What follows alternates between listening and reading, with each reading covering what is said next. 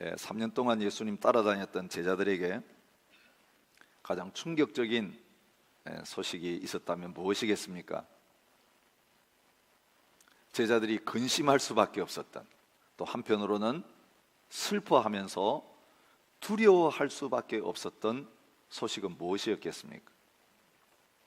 오늘 14장부터 시작해가지고 제자들이 마지막 며칠을 예수님과 함께 보내면서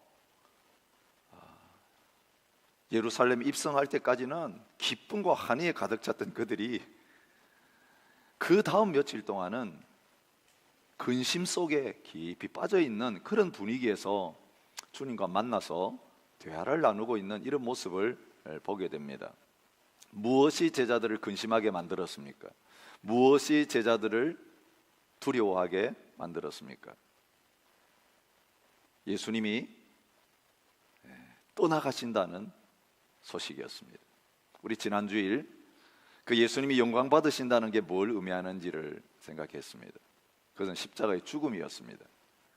십자가의 죽음은 아직까지 그들에게 이해가 되지가 않습니다. 그런데 뭐는 그들의 가슴에 확 와닿느냐 하면 내가 아버지께로 다시 돌아간다. 아버지께로 돌아가기 위해서는 그들 떠나야 되는 것입니다.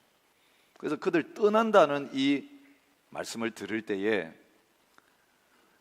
영적으로 이 떠남이 뭘 의미하는지 알지 못했던 그들의 1차적인 반응은 근심일 수밖에 없었던 것을 성경은 보여주고 있습니다. 왜 그들에게 근심이 됐을까요? 모든 것 다 버리고 3년 동안 예수님 따랐던 이유는 예수님께서 이 땅에서 최고의 권력을 잡으시고 그들과 함께 온 열방을 다스리시는 그런 자리에 있기를 원했기 때문에 주님 따랐습니다. 주님 안 계시면 그들도 없습니다. 그 정도로 하나 되었습니다. 그런데 주님이 주실 영광, 주님이 주실 그 권세와 능력, 그거 바라보고 주님 한 분 따라왔는데 결정적인 순간에 주님 이제는 떠나시겠다라고 할 때에 그들에게 충격이 될 수밖에 없었던 것입니다. 3년 동안의 경험은 이렇습니다. 아무리 문제가 있어도, 아무리 어려운 일이 생겨도 예수님 함께 계시면 다 해결됐습니다. 예수님께 가져가면 다 해결되었습니다. 빵 문제도 해결되었습니다. 포도주 떨어진 문제도 해결되었습니다. 병자들이 제자들에게 와가지고 고쳐달라 그럴 때 그들이 못하는 거 예수님께 가져가면 예수님이 다 해결해 주셨습니다. 귀신 들린 사람들 데려왔을 때 제자들은 못 쫓아내도 예수님 계시기 때문에 걱정이 없었습니다. 예수님과 함께 있으면 오케이입니다. 그 예수님 곁에 있기만 하면 모든 문제가 없습니다. 여러분, 예수님과 동행하는 3년의 생활이 그들에게 얼마나 큰 행복을 가져다 주었을까 우리가 생각할 수 있습니다. 항상 문제는 예수님 없을 때 일어났습니다. 너희들 먼저 가라. 배 타고 갈 때 예수님 없을 때 막 풍랑이 일어나고, 그런데 예수님 없을 때 생긴 문제는 예수님이 물 위로 걸어서 풍랑 때문에 죽어가는 그들에게 찾아오셨을 때 해결되었습니다. 그런데 이제는 예수님이 떠나가시겠다라고 말하니까 그들이 이해할 수 없는 이 말씀 앞에서 고민하고 근심할 수밖에 없었던 것입니다. 여러분, 진정한 믿음의 생활은 뭘 의미하느냐 하면요, 우리가 신앙생활 제대로 하고 있다, 예수님과 동행하고 있다, 하나님과 동행하고 있다, 이게 실제라면 주님과 동행하는 사람에게, 하나님과 동행하는 사람들에게 반드시 나타나야 될 게 뭐냐면 근심이 없어졌다는 거예요. 두려움이 없어졌다는 거예요. 어떤 소식을 들어도 충격 안 받는 것입니다. 어떤 일이 일어나도 괜찮은 것입니다. 여러분, 제자들에게 있어서 확인하면 되는 건 뭐냐 하면 예수님 계신가, 그것만 확인하면 오케이였습니다. 아주 작은 일이 생겨도 예수님 안 계시면 그게 문제거리가 될 수 있는 것을 그들이 알았습니다. 근데 오늘 우리에게 일어나는 크고 작은 일들 때문에 지금 이 시간 우리의 마음에 염려가 있고 근심이 있고 걱정이 있고 두려움이 있다는 건 뭘 의미하냐면요, 지금 저와 여러분이 내 안에 계시는 주님을 확인하지 못하고 있다는 거예요. 주님이 계신다는 것을 확실히 믿지 못하고 있기 때문에 이런 문제들이 생겨지고 있는 것을 주님 말씀하십니다. 주님께서 그렇게 주님이 떠나시는 그것 때문에 공황 상태에 빠지고 흔들리고 있는 제자들에게 너희는 마음에 근심하지 말라고 하시면서 주신 복음의 메시지가 오늘 저희들이 함께 읽었던 말씀인 것입니다. 예수님이 떠나는 것 때문에 근심하는 제자들에게 약속하신 말씀이 2절부터 3절에 있습니다. 내 아버지 집에 거할 곳이 많도다. 그렇지 않으면 너희에게 일렀으리라. 내가 너희를 위하여 거처를 예비하러 가노니 가서 너희를 위하여 거처를 예비하면 내가 다시 와서 너희를 내게로 영접하여 나 있는 곳에 너희도 있게 하리라. 여러분, 이 말씀에는 두 가지 중요한 사실이 들어 있습니다. 잠시 예수님 떠나시는데 왜 떠나시는가? 그들과 함께 영원히 거주할 수 있는 그 장소를 아버지 집에 준비하시기 위해서 떠나신다. 떠나시는 목적에 대해서 분명히 말해주고 있습니다. 그 다음에 더 큰 위로가 되는 소식은 무엇이겠습니까? 떠나는 것 때문에 충격받고 있는데 잠시 떠나신 다음에는 거처를 마련하신 다음에 그들에게로 다시 오신다는 것입니다. 다시 와서 그들을 혼자 버려두지 않고 그들을 영접해서 예수님께서 마련해 놓으신 그 거처에 영원토록 함께 있게 해주겠다, 그렇게 말씀하시는 것입니다.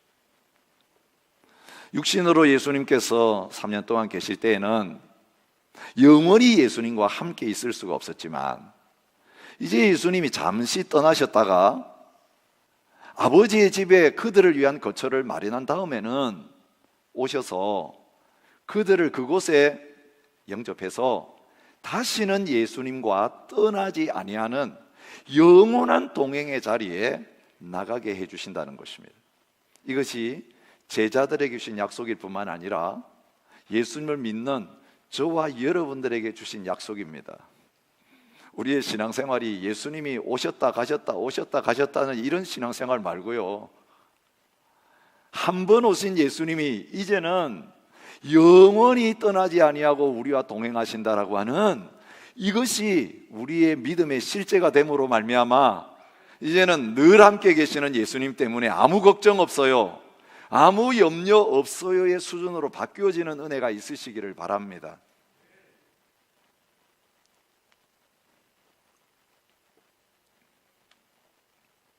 이제까지 신앙생활에 왔는데 이 수준의 믿음이 우리에게 없고 우리가 믿는 믿음 때문에 아무 근심 없는, 아무 두려움 없는, 늘 주님이 나와 함께 하신다는 이 자리에 있지 못한 신앙생활, 뭔가 잘못 신앙생활한 것입니다. 여러분, 아프신 분이 의사로부터 처방을 받아가지고 이런 약을 먹으십시오, 그러면 낫습니다. 그래서 열심히 약을 시키는 대로 잘 먹었는데 전혀 차도가 없고 병이 낫지를 않는다면 왜 그럴까요? 그 약을 잘못 처방한 것입니다. 병에 대한 진단을 잘못 내린 것입니다. 이 사람이기 때문에 그런 실수가 얼마나 많은지 모릅니다. 여러분, 똑같은 증세라도 그 증세가 나타나는 병의 원인은 여러 가지가 있을 수 있습니다. 그런데 잘못된 원인으로 진단하고 그 원인 고치려고 처방했는데 아무리 약 오래 먹어도 증세가 없어질 수가 없는 겁니다. 정확한 진단에서 바른 약을 먹어야 병이 낫게 됩니다. 오늘 우리가 말씀을 안다고 생각합니다. 복음을 안다고 생각합니다. 그래서 열심히 믿습니다. 그런데 열심히 믿는데 왜 나한테는 변화가 없는가? 왜 나에게는 근심 걱정이 안 떠나가고 늘 염려와 두려움 속에 매여 있는가? 여러분이 진정한 길과 진리와 생명을 만나지 못해서 그렇습니다. 참된 복음이 아니라 잘못된 복음, 가짜 복음을 믿고 있기 때문에 그렇습니다. 요즘도 이 가짜 뉴스 이야기가 굉장히 많이 오르내립니다. 진실이 아닌데 그걸 진짜로 믿으면요, 잘못된 지식에 근거해서 잘못된 행동을 하게 됩니다. 참 이상하죠. 복음에 대해서, 굿뉴스에 대해서는 반응 안 하시던 성도님들이 세상 돌아가는 정치 뉴스에는 얼마나 심각하게 반응하는지 막 화를 내면서 막 자기의 모든 걸 다 던지려고 하는 그런 헌신이 일어나는 걸 보면서 깜짝 놀랍니다. 근데 그것도 가짜에 속아서 진실도 아닌 것에 반응하는 모습. 근데 여러분 아세요? 진정한 말씀과 복음보다는 오늘 우리의 마음이 쏠리고 우리의 인생이 기울어지기 쉬운 건 가짜라는 것입니다. 그래서 사탄은 늘 거짓말로 우리에게 다가옵니다. 이단들에 빠진 사람이 정상적인 신앙생활 할 때는 꿈쩍도 안 하다가 그 이단에 빠진 다음에 그렇게 모든 거 다 바치고 시간 다 바치고 집을 떠나고 직장 내려놓고 거기에 깊이 빠지게 된 이유가 뭔지 아십니까? 그게 미혹의 영이 거기에 작용하고 있기 때문에 그렇습니다. 여러분 가짜는 아무리 열심히 내가 믿고 따라도 결과가 없습니다. 변화가 안 일어납니다. 믿을 때나 믿은 다음이나 똑같습니다. 아무 차이가 없습니다. 내가 압니다. 내가 안 바뀌었다는 걸 내가 압니다. 여러분 오늘 우리의 신앙생활이 이런 가짜 신앙생활이라면 오늘부터 가짜 신앙생활 그만두고 진정한 믿음의 삶의 자리로 나오는 저와 여러분이 되시기를 바랍니다. 여러분 이제까지 믿었는데 아무런 변화가 없었다. 앞으로 믿어도 똑같습니다. 그런 신앙생활 할 이유가 없습니다. 약을 끊어야 됩니다. 그 잘못된 약 갖다 내버려야 됩니다. 이제까지 먹어왔는데 계속 먹어야지 그러고 있으면 새로운 하나님의 진리가 우리 속에 들어올 자리가 없습니다. 이제까지 내가 내 나름대로는 이게 옳다라고 믿고 왔는데 하나님의 진리의 말씀 앞에 비춰볼 때 이거 잘못된 신앙이구나 생각되었다면 이거 다 정리하시고 진짜 남겨야 될 하나만 남기면 됩니다. 오직 예수 그리스도, 오직 십자가와 부활의 복음, 이거 하나 남기고 그것을 통해서 내 삶에 진정한 변화가 일어나기 시작하는 것, 누리고 나눌 수 있는 복된 자리로 나오실 수 있기를 축복합니다. 또 한 가지 이유가 있습니다. 진정한 복음을 전하고 진정한 하나님의 말씀을 통해서 내가 바른 처방전을 받고 바른 약을 받았는데도 왜 바뀌지 않는가? 많이 들었는데, 알고 있는데 뭐 새로운 거 더 이상 들으려고 할 필요가 없어요. 다른 복음이 있는가 싶어가지고 쫓아다닐 이유도 없어요. 진짜 복음을 들었어요. 진짜 진리의 말씀을 내가 알고 있어요. 그런데 내 삶은 왜 바뀌지 않는가? 내가 복음을 알고 있는데, 복음을 배웠는데 왜 바뀌지 않는가? 간단합니다. 안 먹어서 그렇습니다. 여러분 믿는다는 건요, 알고 있는 게 아니에요. 예수님이 누구신가 알고 있고, 어떻게 하면 죄 사함 받고 구원받는가 알고 있고, 머릿속에 아는 그것으로 변화가 일어나지 않습니다. 예, 의사 선생님이 진짜 명의이신 것 제가 믿습니다. 의사 선생님 처방하는 약은 모든 사람들이 먹어봤는데 낫는다는 것을 믿습니다. 그래서 받아왔습니다. 근데 그걸 안 먹고 있으면 그 믿는 것입니까? 여러분, 머릿속에 알고 있는데 내 삶 속에 그걸 실제로 먹어서 내 자신의 것이 되게 하지 않는 믿음은 죽은 믿음이라고 성경 말합니다. 믿으면 그게 독이 아니고 약이라는 걸 믿으면 먹게 되는 거예요. 이게 독일 수도 있다고 생각하면 못 먹습니다. 그거 먹었다가 죽을 수 있기 때문에 그렇습니다. 오늘 가짜 복음을 진짜로 믿고 살아왔던 분들이라면 오늘 이 말씀을 통해 진정한 복음을 깨닫는 자리가 되기를 바라고, 이 복음 수없이 들어서 알고 있는 분이라면 이제는 아는 수준으로 끝나지 않고 내 삶 속의 모든 염려와 근심이 다 떠나가고, 오늘 성경에 약속한 놀라운 복음의 능력은 뭐냐면 예수님이 하신 일을 우리도 하고 더보다 더 큰 것을 우리가 할 수 있다고 약속하셨는데, 이것이 나의 삶 속에 복음을 믿음으로 말미암아 실제가 되는 역사가 일어날 수 있기를 축복합니다.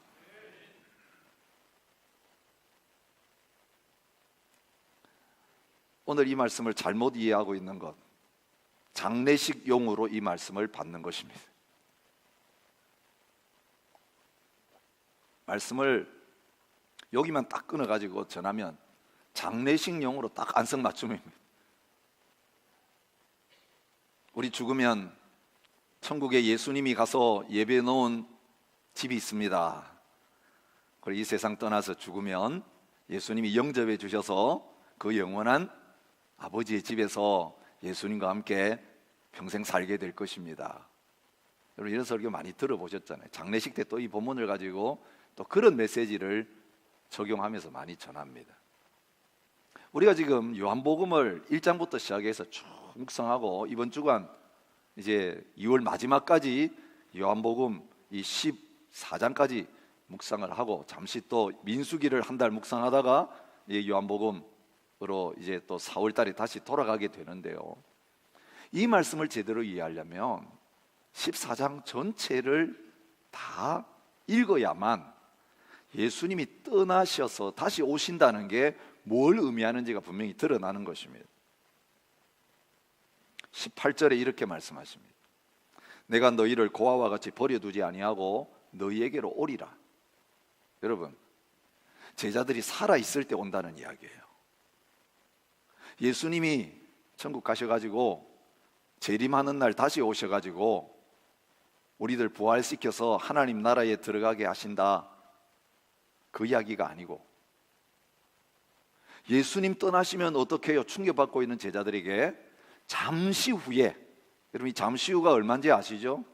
얼마 되지 않아서 너희들 지금 살아있는 동안에 너희에게로 다시 와서 나와 함께 너희들이 영원히 사는데, 나와만 사는 게 아니라 아버지하고도, 내 아버지 하나님과도 너희가 같이 사는 그 자리에 가게 될 거다, 그렇게 말씀하고 계시는 것입니다. 조금 있으면 세상은 다시 나를 보지 못할 것이로되 너희는 나를 보리니 이는 내가 살아있고 너희도 살아있겠음이라. 그날에는 내가 아버지 안에 너희가 내 안에, 내가 너희 안에 있는 것을 너희가 알리라, 그렇게 말씀하십니다. 그날 되면 어떤 일이 일어나느냐 하면 너희의 근심이 기쁨으로 바뀌어질 것이다, 그렇게 약속 있는 것을 보게 됩니다. 요한복음 16장 21절부터 22절 말씀입니다. 여자가 해산하게 되면 그때가 이르렀으므로 근심하나 아기를 낳으면 세상에 사람 난 기쁨으로 말미암아 그 고통을 다시 기억하지 아니하느니라. 지금은 너희가 근심하나 내가 다시 너희를 보리니 너희 마음이 기쁠 것이요 너희 기쁨을 빼앗을 자가 없으리라. 예수님이 약속하신 내용이에요. 근심이 기쁨으로 바뀔 날이 예수님 다시 찾아오는 날 생겨지게 될 거라는 것입니다. 여러분, 이 찾아온다는 게 뭘 뜻할까요? 여러분, 첫 번째로 해석할 수 있는 건 예수님 부활해서 다시 오신다는 이야기다. 근데 여기에는 문제가 있습니다. 부활해서 예수님 다시 오셨지만 영원히 계셨습니까? 아니요. 40일 있다가 승천하셔서 육체적으로 떠나가 버리셨습니다. 또 헤어졌습니다. 그러니 이 약속의 말씀이 그냥 부활하셔서 다시 제자들 찾아오셔서 40일 동안 같이 있어준다는 말씀이 아닌 게 분명합니다. 너희가 살아있는 동안에 온다고 했으니 재림에 관한 그 이야기도 아닌 것을 확인할 수 있습니다. 그렇다면 뭘 의미합니까? 오늘 이 14장 16절 말씀이 그 답을 우리에게 주고 있습니다. 내가 아버지께 구하겠으니 그가 또 다른 보혜사를 너희에게 주사 영원토록 너희와 함께 있게 하겠다. 여러분, 보혜사 성령님은 예수님이 떠나가셨을 때 오셨어요. 승천하셔서 완전히 떠나가 버리셨을 때, 그죠? 약속하신 보혜사 성령님 너희가 기다리라고 해서 기다렸더니 보혜사 성령님이 오셨고, 여러분, 보혜사 성령님이 오실 때까지의 제자들의 상태가 뭔지 아세요? 부활의 주님을 만났는데도 의심하더라. 이게 제자들 수준이었어요. 부활의 주님이 몸을 입고 찾아왔는데도 유령이라고 생각했고, 예수님이 승천하는 자리에 나갔는데도 그 중에는 의심하는 자들도 있었어요. 의심하는 예수님 부활한 것도 의심하는데 예수님 살아났습니다. 나가가지고 목숨 걸고 증인으로 삶을 살 수 있겠습니까? 못 삽니다. 예수님 살아나셔서 길 가고 있는 제자들과 이야기를 나누셨는데도 예수님인 줄 몰랐어요. 이게 성령님이 오시기 전에 제자들의 수준이에요. 어떤 성도님들은 이런 기도를 하는 분들이 있습니다. 제가 섬기던 교회에 참 귀한 장로님인데요, 그런 간증을 한 적이 있습니다. 지성인이에요. 상당히 지적인 분이어서 어릴 때부터 모태신앙이고 성경을 잘 알고 있는데 예수님 부활하신 게 안 믿어진다는 거예요. 그래서 그분이 그런 간증을 하대요. 주님, 꿈이든 환상이든 부활하신 모습으로 한 번만 나타나 주시면 성경이 전체를 통째로 다 믿겠습니다. 그런데 그분에게 나타나 주셨대요. 그런 다음에 이제 자기가 믿게 되었다고. 위험이 위험스럽게 짝이 없습니다. 만약에 꿈에 마귀가 나타나가지고 예수님인 채 하고 만났으면 그 사람 어떻게 됐겠습니까? 주여 하고 엎드렸는데 계속 믿고 그 나타나는 말 듣고 따라가다 보니까 아주 이상한 자리에 빠진 거예요. 여러분, 문선명이 그렇게 해서 교주가 된 겁니다. 박태선이 처음부터 이단 아니었어요. 이 영적인 세계 속에 미혹의 영이 와가지고 주님인 것처럼 만날 때에 말씀이 없으므로, 성령이 없으므로 분별하지 못하다 보니까 환상과 음성이 들리고 그거 따라가다 보니까 결국 미혹의 자리까지 가게 된 거예요. 그래서 표적 신앙 위험합니다. 체험 신앙만 가지고 안 된다는 말이에요. 여러분, 예수님께서 부활하셔서 제자들에게 왔는데도 못 믿었다고요. 오늘 주님이 나타나거나 죽었다가 죽은 사람이 다시 살아나가지고 천국 봤다, 지옥 봤다, 그 말 듣고 예수 믿고 천국 믿고 구원받겠다, 그 잘못된 신앙이 될 수 있습니다. 죽었다가 살아난 간증은 기독교에만 있는 줄 아세요? 다른 종교에도 있습니다. 여러분, 그 죽었다가 살아난 사람이 나는 극락 갔다 왔어, 여러분 무슬림 가운데 죽었다가 다시 산 사람이 알라를 만나고 왔어, 그러면 여러분 그 죽었다가 살아난 간증, 와, 죽었다가 산 사람이 그런 이야기하니까 믿어야 되겠지. 여러분 믿고 따라가면 미혹에 빠질 수밖에 없는 것이죠.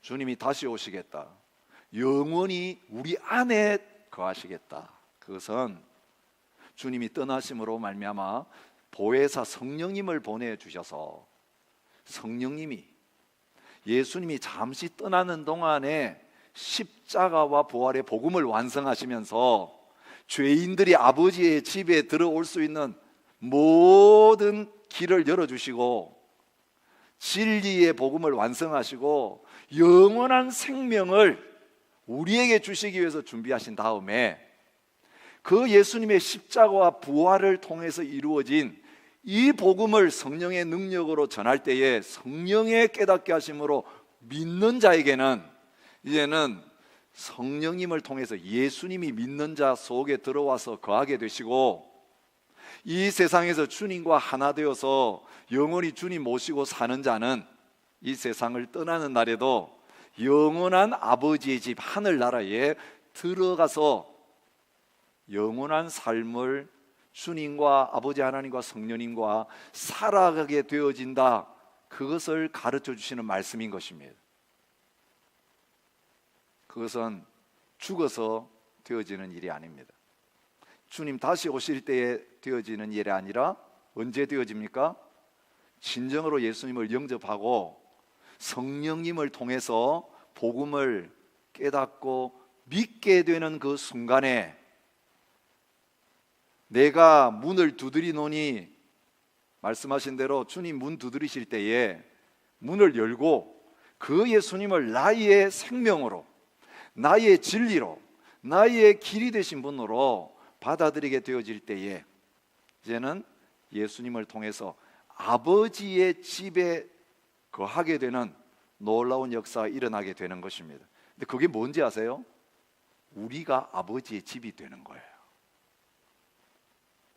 우리가 성전이 되니까 성전에 아버지 하나님이 거하시는 것처럼 예수님을 인격적으로 모시고 예수님과 하나 된 삶을 살아가는 모든 성도들의 모임은 하나님의 집인 것입니다.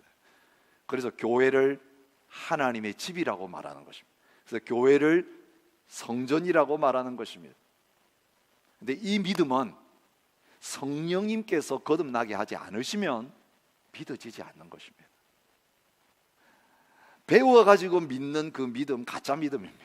머리까지는 올 수 있는데 가슴이 안 움직입니다. 모태신앙으로 주일학교에 다니면서 귀가 다를 때까지 들었지만 그 예수님 내 바깥에 따로 있고 내 자신이 주인 되어서 계속 따로 살면 거기에서 염려와 근심이 없고 예수님을 통해서 내가 모든 일을 할 수 있는 그 삶은 살 수 없는 거예요. 예수님 바깥에 세워놓고 내가 닮아가야지, 예수님 말씀하시는 거 선생님 말씀으로 듣고 받아 적어서 오늘 실천해야지 아무리 노력해도 나는 안 된다라고 하는 결론에 이르게 되는 것이, 예수님이 내 안에 들어오셔서 나와 주님이 하나 되는 그 연합의 자리에 성령님을 통해서 나가지 않으면 절대로 되어지지 않는 일인 것을 말해주고 있는 것입니다. 여러분, 예수님의 제자들이 예수님이 다시 오신다는 말을 얼마나 오해했는지, 예수님 떠나가셔서 집을 짓는다 그러니까 그 집을 얼마나 잘못 생각하고 있는지 질문을 통해서 확인할 수 있습니다. 도마가 말합니다. 주여, 주께서 어디로 가시는지 우리가 알지 못하거늘 그 길을 어찌 알겠사옵나이까. 천국이 어디 있어요? 장소가 어디예요? 묻는 사람하고 똑같고요. 그렇게 거기까지 가려면 시간이 얼마나 걸려요? 뭘 타고 가면 됩니까? 이렇게 묻는 거하고 똑같아요. 어린아이들이 질문하는 거나 똑같은 질문을 복음을 이해하기 전에, 복음이 완성되기 전에 3년 동안 예수님을 따라다녔던 제자가 예수님께 질문하는 수준인 거예요. 그때 예수님이 하신 말씀입니다. 아버지께로 가는 길, 아버지의 집으로 가는 길은 다른 데 있지 않다. 내가 길이다. 내가 진리고 내가 생명인데 나를 통하지 않으면 아버지께로 못 간다. 길을 걸어가야 목적지에 도달하는 것처럼 아버지의 집에 영원히 너희와 함께 살 것인데 그 아버지의 집, 우리가 성전이 되고 아버지 하나님이 우리 안에 들어와서 사시게 되는 길은 오직 한 길, 예수님밖에 없다는 것을 말해주고 있습니다. 예수님이 십자가에 죽으시고 부활하심으로 말미암아 이제는 그 예수님의 이름과 예수님의 십자가의 능력과 예수님의 보배로운 피를 통해서 우리는 죄인임에도 불구하고 이제는 담대하게 죄 용서받고 죄 문제 해결받고 아버지께로 당당하게 나아갈 수 있는 자리에 서게 된다라고 약속해 주시는 것입니다. 죄가 있으면 하나님과 우리 사이가 막혀 있습니다. 절대로 하나님께 가려고 해도 못 갑니다. 죄인이 하나님 앞에 가면 죽는 길밖에 없습니다. 심판밖에 없습니다. 그래서 죄가 하나님과 우리 사이를 막았습니다.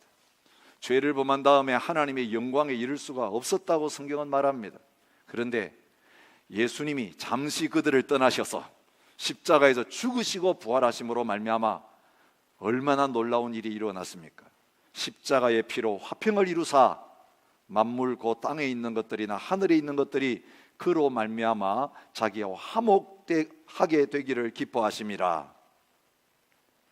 죄의 문제가 십자가에서 해결된 다음에 부활의 모습으로 찾아오셨을 때에 죄인인 우리가 예수님 영접하는 순간에 하나님과 우리 사이를 가로막았던, 하나님이 우리 안에 들어오게 못하게 하셨던 그 죄의 문제가 해결되었기 때문에 오직 예수님의 이름으로, 예수님의 십자가와 보혈의 능력으로 이제는 죄가 해결됨으로 말미암아 거룩하신 하나님이 우리 안에 들어오셔서 떠나지 아니하시고 영원히 사시는 역사가 나타나게 되었다는 것입니다. 어떤 분은 이렇게 말합니다. 그런데 예수님 모시기 전에 죄 문제는 다 해결되었는데 모신 다음에 또 죄 지으면 떠나지 않아요. 예수님의 십자가를 몰라도 너무 모르는 거예요. 예수님 우리가 태어나기도 전에 2000년 전에 오셔가지고 우리 죄를 지고 가셨어요. 그 말은 무슨 말입니까? 예수님 전에 살던 사람, 예수님 당시에 살던 죄인, 예수님 후에 올 모든 죄인들의 죄를 예수님이 십자가에서 다 짊어지셨다는 거예요. 단번에 과거, 현재, 미래 죄 문제 해결하셨어요. 그렇다면 저와 여러분이 예수 믿기 전에 지은 죄, 지금 짓는 죄만이 아니라 예수님 영접한 다음에 짓게 될 모든 죄의 문제도 예수님께서 십자가에서 단번에 해결해 주셨다는 겁니다. 그러니 예수 믿은 다음에 죄 짓는 실수와 허물이 있어도 성령님과 예수님은 우리를 떠나지 아니하십니다. 십자가의 그 보혈로 우리를 깨끗하게 하셨기 때문에 그렇습니다. 한 번 목욕한 사람은 두 번 목욕할 필요가 없다고 주님이 베드로의 발을 씻기시면서 분명히 말씀해 주신 그 진리가 참된 진리인 것입니다. 그래서 히브리서 기자는 이렇게 선포합니다. 그러므로 형제들아 우리가 예수의 피를 힘입어 성소에 들어갈 담력을 얻었나니 그 길은 우리를 위하여 휘장 가운데로 열어놓으신 새로운 살 길이요 휘장은 곧 그의 육체니라. 또 하나님의 집 다스리는 큰 제사장이 계심에 우리가 마음의 뿌림을 받아 악한 양심으로부터 벗어나고 몸은 맑은 물로 씻음을 받았으니 참 마음과 온전한 믿음으로 하나님께 나아가자. 그렇습니다. 죄 문제 해결할 수 있는 길은 예수님밖에 없습니다. 다른 이름을 우리에게 주신 적이 없습니다. 우리가 오직 예수, 오직 예수, 예수님만 믿어야 되는 이유가 바로 여기에 있는 것입니다. 하나님께로 가는 길을 예수님은 보여주실 뿐만 아니라 보이지 않는 하나님이 어떤 분이신가를 자기 자신을 통해 보여주신 분이십니다. 그래서 7절에 너희가 나를 알았더라면 내 아버지도 알았으리라. 이제부터는 너희가 그를 알았고 또 보았느니라. 여러분, 예수님의 제자의 수준이 어떤 수준이냐면 빌립을 통해 나타나는데 아버지를 보여주시면 믿겠습니다. 이 수준이에요. 부활하신 예수님을 보면 믿겠습니다라는 것도 마찬가지예요. 아버지를 보여주시면 믿겠습니다라고 할 때 예수님이 뭐라고 대답하셨습니까? 나를 본 자는 아버지를 보았는데 어떻게 아버지를 또 보여달라고 하느냐? 보이지 않는 아버지의 보내심을 받아서 아버지의 모든 뜻을 다 볼 수 있도록 예수님의 삶을 통해 보여주셨습니다. 아버지가 얼마나 죄인들을 사랑하시는지 십자가의 죽으심을 통해 보여주셨습니다. 아버지의 능력이 어떤 능력인지 부활을 통해 보여주셨습니다. 이제는 예수님을 통해서 보이지 않는 하나님을 볼 수 있게 된 것입니다. 그게 예수님이 나는 길이다, 진리다, 생명이라는 것입니다. 예수님을 통해서만 하나님께로 갈 수 있는 것입니다. 아버지께로 갈 수 있는 것입니다. 성령님을 통해서만 예수님을 바로 믿을 수 있게 되는 것입니다.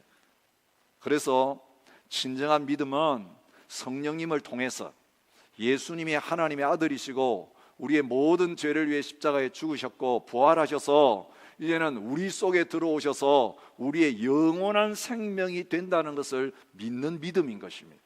그렇게 될 때에 예수님 믿는 거로 끝나는 게 아니라 예수님을 통해서 아버지의 집에 들어가서 아버지 모시고 살게 되는 그 자리에 있게 되는데, 여러분 우리가 성전에 들어간다 자꾸 아버지 집에 간다고 하니까 오해하기 쉬운데, 아버지 집에 들어간다는 건 뭘 의미합니까? 아버지, 아들, 성령님 삼위일체 하나님이 우리 속에 들어오셔서 우리가 아버지의 집이 되어서 아버지를 모시고 사는 자리에 있는 그것을 아버지 집에 들어간다, 그렇게 표현하고 있는 거예요. 아버지 집에 들어가는 것은 성령님을 통해 예수님을 우리 안에 모시고 길대진 예수님 통해서 이제는 날마다 아버지 앞에 나아가서 아버지를 만나고 아버지와 교제하고 아버지와 함께 일하는 자리에 서게 된다는 것을 말하는 것입니다. 그러기에 하나님을 믿으니 나를 믿으라, 이 예수님의 말씀을 통해서 온전한 믿음을 가지게 되는 자의 삶 속에 일어나는 일이 뭐라고 말합니까? 내가 하는 일을 너희도 할 것이고 그보다 더 큰 일을 할 수 있다. 여러분, 예수님의 생애는 어떻게 보면 실패한 것 같아요. 3년 동안 그렇게 많은 능력 행하시고 많은 말씀 전하고 똑똑한 12명의 제자 추려서 이제 이 제자들을 통해서 엄청난 일이 일어나기를 기대했는데 결과는 무엇이었습니까? 예수님 돌아가실 때 다 배신하고 도망갔습니다. 부활하셔서 나타나셨는데도 반신반의하는 수준이었습니다. 그런데 예수님의 사역이 실패하지 않게 된 건 무엇 때문입니까? 예수님이 떠나심으로 성령님이 오셨을 때, 성령님이 임한 다음부터 그들은 예수님이 어떤 분이신가 그때 깨달았습니다. 예수님이 하셨던 말씀 그때 다 깨달았습니다. 아, 십자가의 죽음이 우리 때문이었구나 깨달았습니다. 이제 예수님 부활하셔서 우리 안에 계시는구나 그때 깨달았습니다. 여러분, 복음이 실제가 되고 나니까 어떤 일이 일어났습니까? 이 복음 위하여 목숨 내놓고 순교하면서 자기 모든 것 다 들여서 예수님을 따르는 진짜 제자가 될 수 있었던 것입니다. 예수님의 복음을 깨닫고 나니까 이 복음을 통해 수많은 영혼들 살렸습니다. 하나님의 나라가 그들을 통해서 땅끝까지 모든 열방 가운데 확장되어지는 놀라운 열매가 맺혀지게 된 것입니다.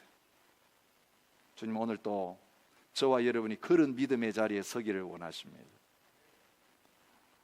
다른 어떤 능력 아니고요, 내 이름으로 기도하면 내가 한 일을 너희가 할 수 있다, 더 큰 일을 할 수 있다.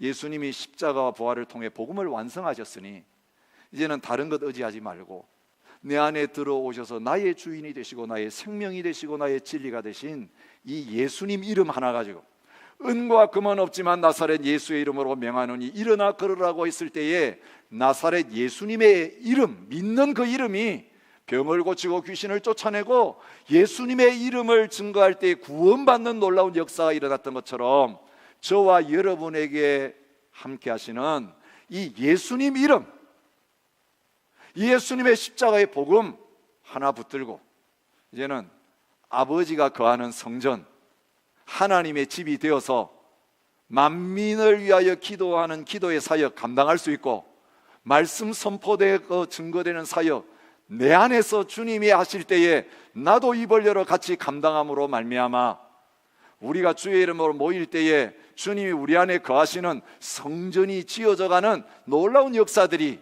생명받고 예수님 통해서 하나님의 집이 된 저와 여러분들을 통해서 주님 오실 때까지 나타나는 자리에 설 수 있기를 축복합니다. 우리 시간 하나님 앞에 결단하며 찬양하기를 원합니다. 우리 하나님 앞에 다시 한번 믿음으로 결단하십시다. 내가 아버지의 집을 떠났습니다. 내가 성전된 줄 모르고 나의 집을 짓고 살았습니다. 이제는 주님 내 안에 오셔서 내가 성전이 되게 하시고 아버지의 집에 들어가서 영원히 아버지와 함께 사는, 아버지께서 우리에게 하라고 하신 그 삶을 살아가는 자리에 있기를 원합니다. 우리 함께 일어나셔서 찬양하시면서 다시 헌신하시고 아직 주님을 인격적으로 내 삶의 주인으로 받아들이지 못하신 분들이 있다면 오늘 이 시간이 이제는 주님이 내 안에 들어오셔서 사심으로 말미암아 이제는 아버지의 집이 되는, 아버지와 함께 가고 예수님과 동행하는 진정한 믿음의 삶의 첫 시간이 될 수 있기를 축복합니다.